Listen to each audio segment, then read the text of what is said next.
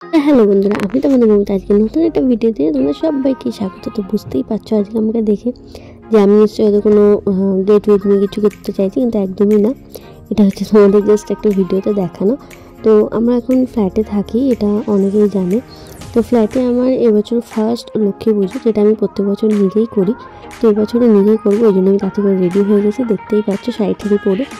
তো এবারে আমার মা কী করেছে, মানে আমাদের ঘরে একটা লক্ষ্মী ঠাকুর ছিল, যেটা হচ্ছে তোমার নর্মাল যে ফটোর মধ্যে আটকানো সেরকম, কিন্তু এবারে আমার মা নতুন করে লক্ষ্মী আর গণেশ দুটো পিতলে নিয়ে আসছে।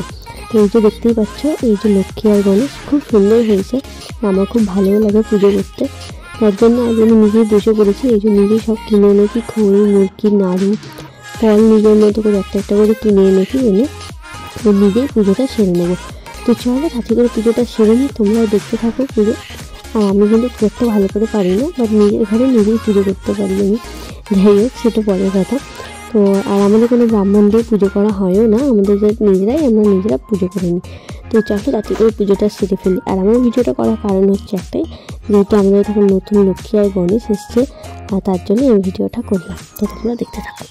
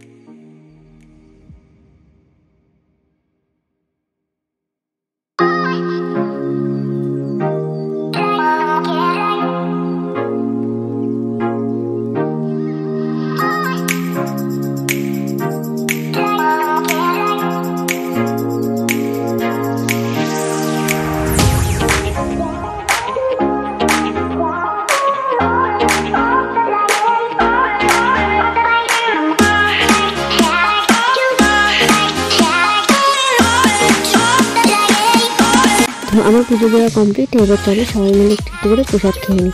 আর আমার ভিডিওটা তোমাদের কেমন লাগলো অবশ্যই জানিও। আর যদি আমার ভিডিওতে নতুন হয়ে থাকো, প্লিজ একটা লাইক, কমেন্ট, শেয়ার আর সাবস্ক্রাইব করতে কিন্তু ভুলো না। তো চলো টাটা, বাই বাই, দেখা হচ্ছে পরের ভিডিওতে।